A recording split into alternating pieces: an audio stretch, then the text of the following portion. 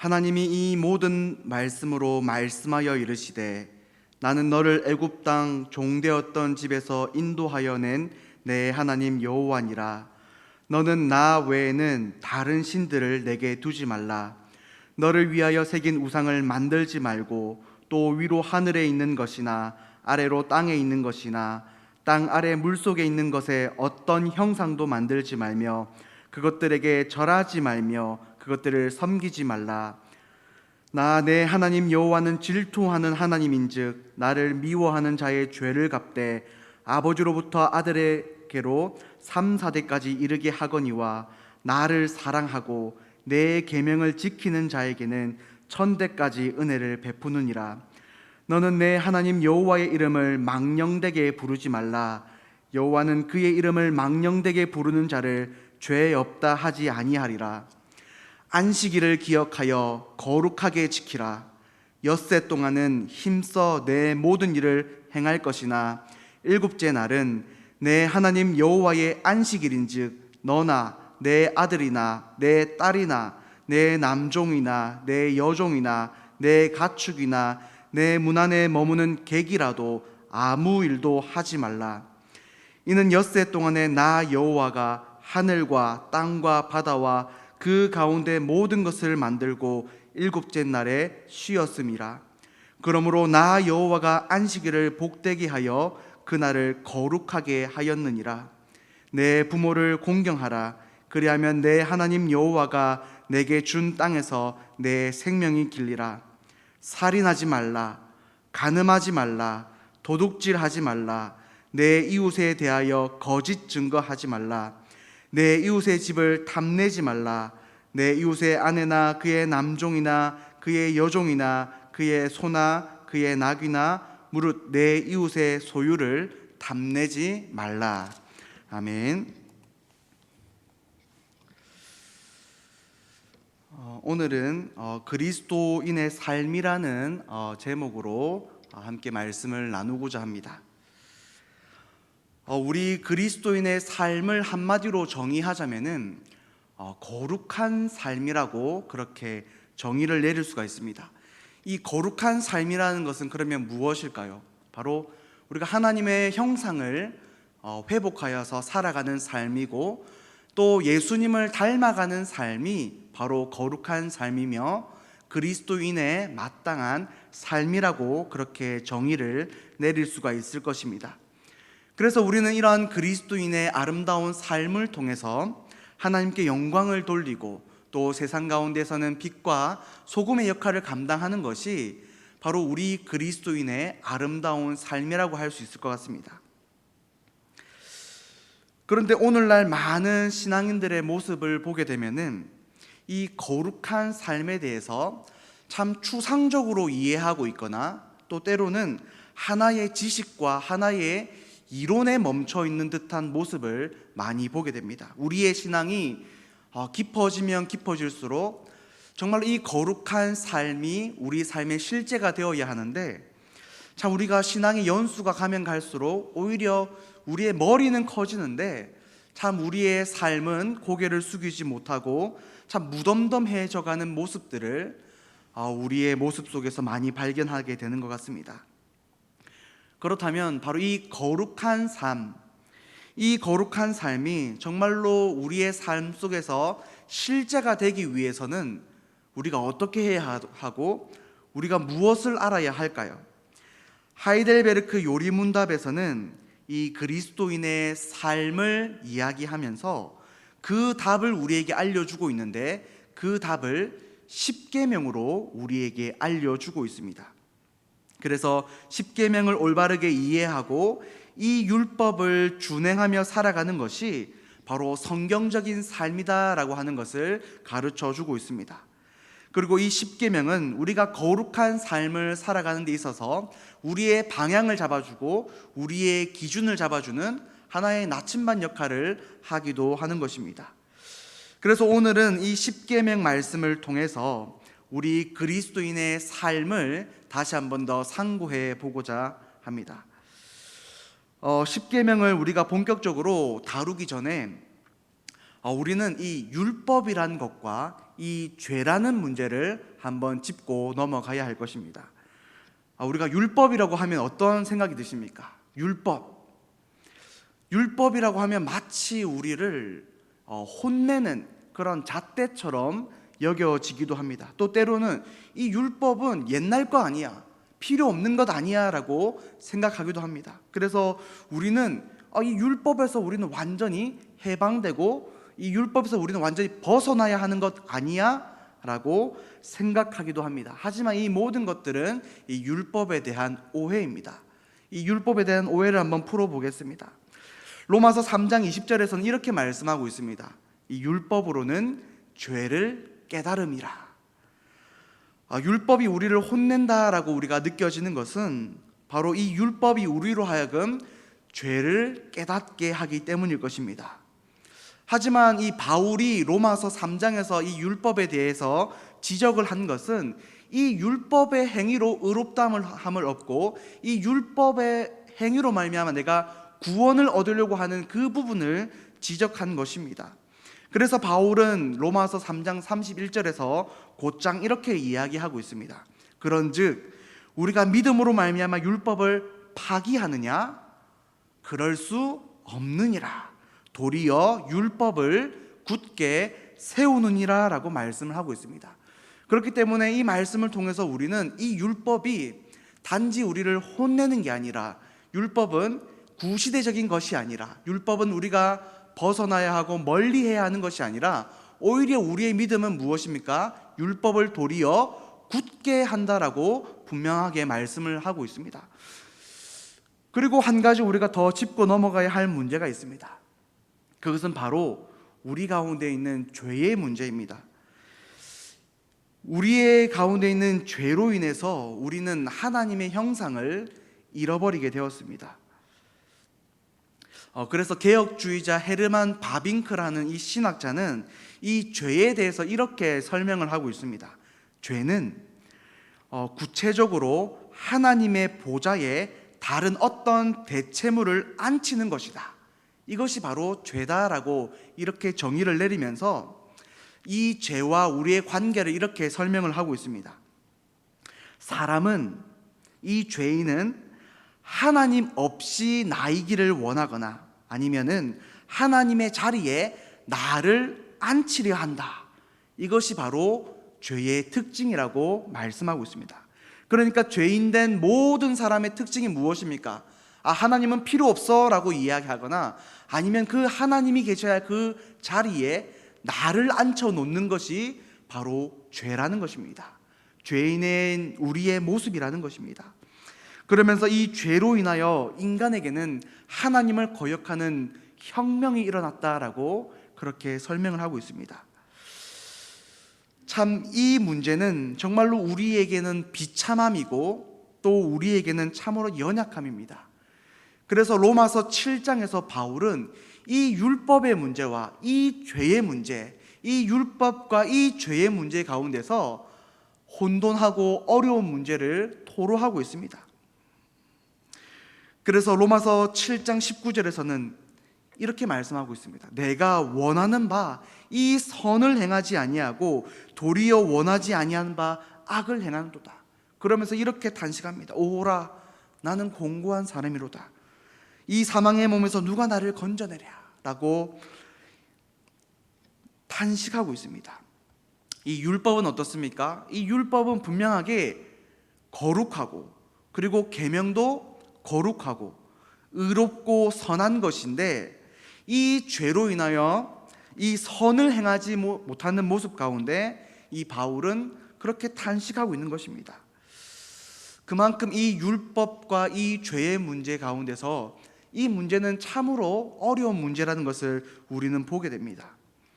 그러면 우리는 이 어려운 문제 앞에서 어떻게 해야 하는 것일까요? 그냥 주저앉아야 하는 것일까요? 아닙니다. 제가 오늘 새벽 가운데서도 말씀드렸지만은 이 성경과 그리고 우리 2000년 교회 역사 가운데서 이 회복의 역사가 어디서부터 출발하느냐? 회복의 역사는 어디서부터 출발합니까? 바로 말씀으로부터 출발하는 것입니다. 그렇기 때문에 우리는 다시금 말씀으로 돌아가서 이 어려운 문제를 해결하고 정말로 그리스도인의 삶이 어떠해야 하는지를 우리는 누려야 하는 것입니다. 그리고 그 답을 하이델베르크 요리문답에서는 그리스도인의 그 삶, 그것은 바로 십계명에서 출발합니다라고 우리에게 가르쳐 주고 있습니다. 그래서 오늘 이 십계명의 말씀을 간단하게 함께 살펴보고자 하는 것입니다. 이제 말씀으로 들어가 보겠습니다.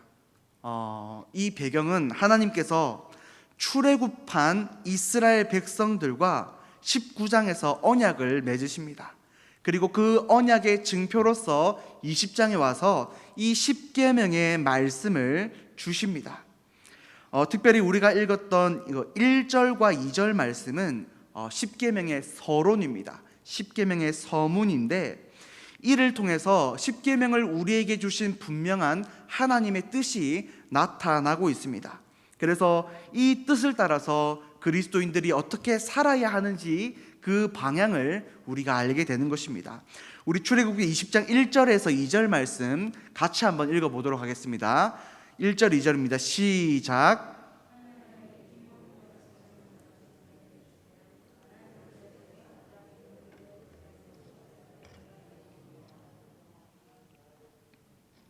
아멘.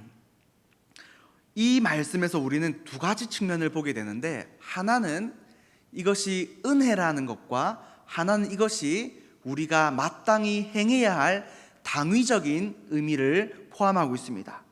자, 한 가지 은혜의 측면은 하나님께서는 애굽에서 종되었던 이스라엘 민족들을 구원하여 주셨습니다. 그리고 언약을 맺으시면서 나는 너희의 하나님이고 너희는 나의 백성이다라는 것을 분명하게 말씀해 주셨습니다. 출애굽기 19장 6절에서 그렇게 말씀하고 있습니다. 그래서 십계명은 이처럼 이 구원의 은혜를 베풀어 주신 하나님께서 그의 백성들에게 주신 선물이라는 것입니다. 그래서 십계명은 우리를 혼내시기 위한 것이라기보다는 하나님의 백성들이 이 하나님의 질서 안에서 아름다움을 누리시도록 하나님의 백성이 정말로 하나님의 백성답게 살게 하시기 위하여서 우리에게 주신 선물이자 하나님의 은혜라는 것입니다. 그러므로 성도들이 나아가야 하는 이 거룩한 삶이라는 것은 추상적인 것이 아닙니다. 바로 이 계명들을 지킴으로써 바로 하나님이 우리에게 베풀어 주신 그 구원의 은혜에 감사함으로 사는 것이 바로 이 십계명을 준행하며 사는 삶이라는 것입니다. 그리고 또 한 가지 측면은 이것은 마땅히 행해야 하는 당위의 측면이 담겨 있습니다. 2절 말씀에서 이렇게 말씀하고 있습니다. 나는 내 하나님 여호와라. 이 말씀 속에서 너는 나의 백성이다 라는 말이 전제가 되어 있습니다. 그러면서 또한 이 말씀이, 내가 지금부터 너희들에게 들려주는 이 율법의 말씀이 사람에게서 나온 것이 아니라 네 하나님 여호와에게서 나온 것이라는 것을 하나님께서는 분명하게 말씀해 주고 있습니다. 그래서 이 십계명이 하나님의 말씀과 또 하나님의 권위라는 차원에서 이 하나님의 백성들은 마땅하게 이것을 행할 의무가 있다라는 것을 가르쳐 주시는 것입니다. 그렇기 때문에 이 십계명 말씀은 무엇입니까? 오늘은 안식일을 한번 빼볼까? 이런 것이 아니라 이 십계명의 말씀은 우리가 마땅하게 행해야 되는 그런 의무라는 것입니다. 선택이 아니라 의무가 이 안에 담겨 있다는 것입니다. 이것은 사람이 주신 말씀이 아니라 내 하나님 여호와, 우리의 하나님 여호와께서 하나님의 백성인 우리에게 주신 하나님의 말씀이라는 것을 우리는 기억해야 합니다. 사랑하는 성도 여러분, 하나님이 기뻐하시는 그리스도인의 삶이라는 것은 바로 이런 것입니다. 먼저는 하나님의 은혜를 기억하며 마음을 다하고 목숨을 다하여 여호와를 사랑하고 이 계명들을 지켜서 순종하는 것입니다. 그래서 십계명의 서문에서는 우리에게 그렇게 해라라고 분명하게 말씀해 주십니다. 이 율법이 하나님의 은혜요, 그의 백성된 자가 마땅히 행해야 하는 의무가 있음을 보여주는 것입니다.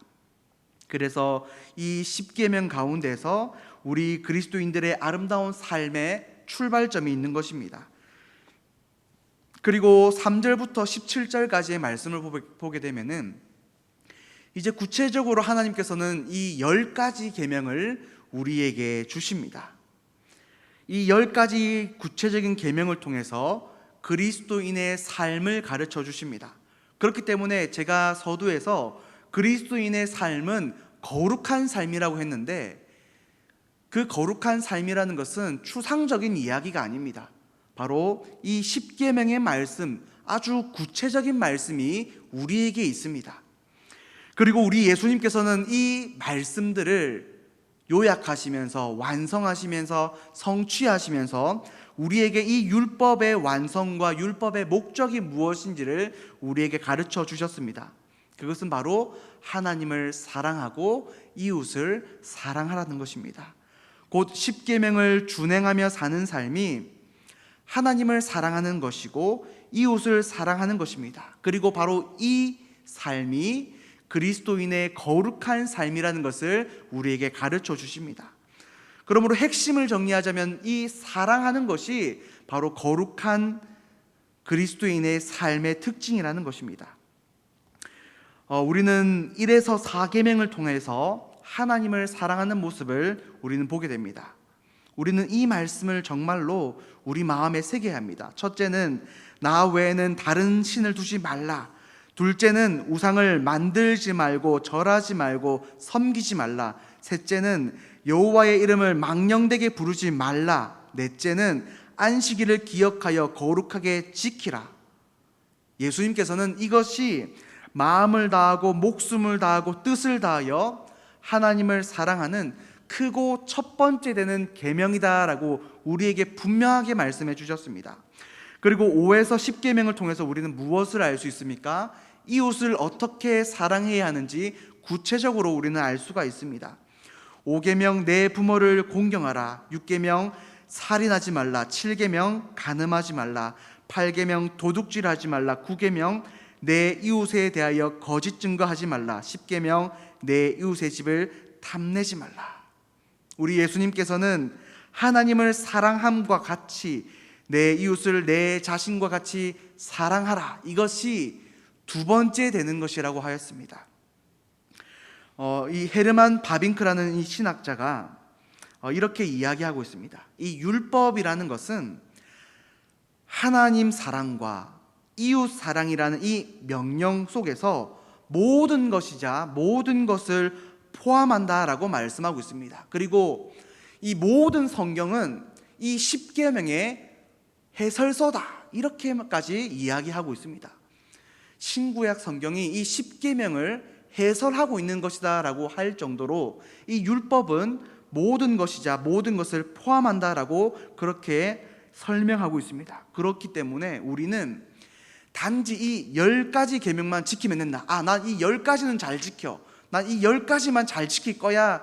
단순히 그런 것이 아니라 이 계명들을 기초로 하여서 그리스도인의 삶에, 우리의 모든 삶의 영역 속에서 예수님이 완성하신 그 목적 사랑을 드러내야 한다는 것입니다. 그것이 바로 거룩한 삶이라는 것을 우리에게 가르쳐 주고 있습니다.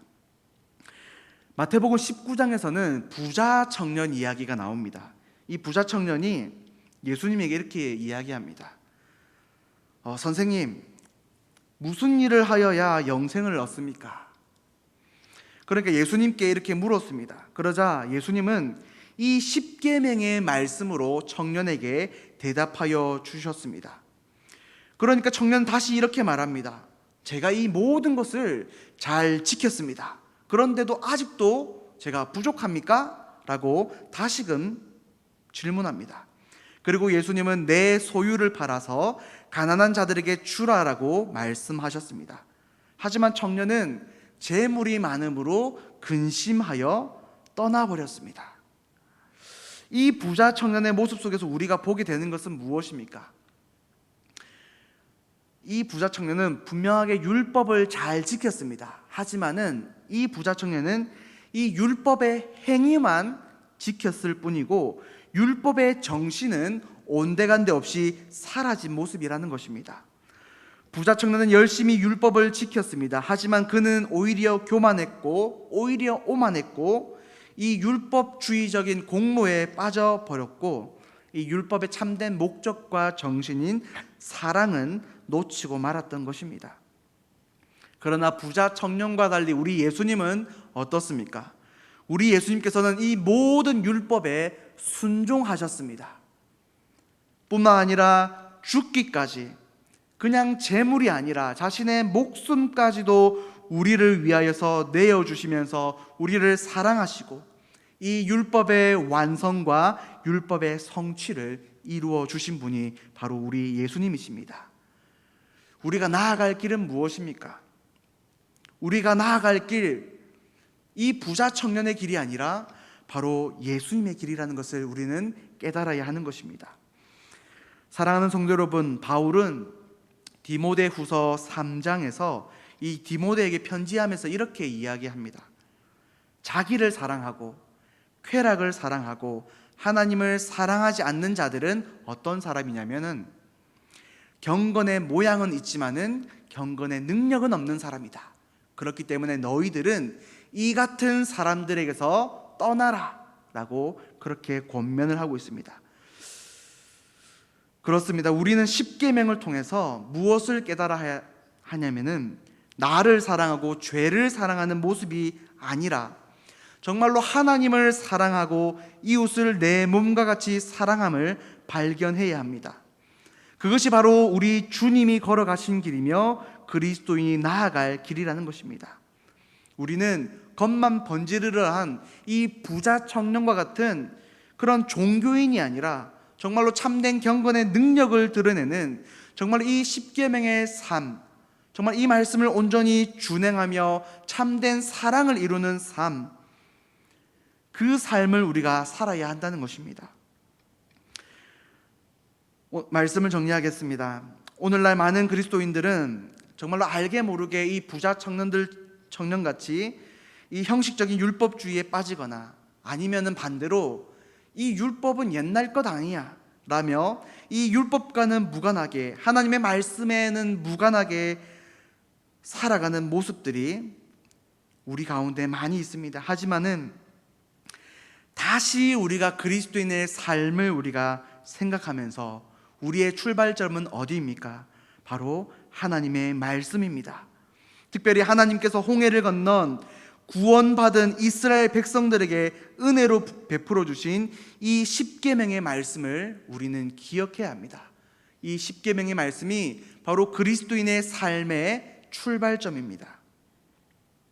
그래서 이 십계명의 말씀이 정말 우리 머릿속에 지식이 아니라 그냥 우리가 암송해야 하는 것이 아니라 정말 우리의 삶의 실제가 되어서 정말로 주님이 원하시고 주님이 기뻐하시는 그런 거룩한 삶, 그런 삶을 살아가는 저와 여러분이 되기를 간절히 소망합니다.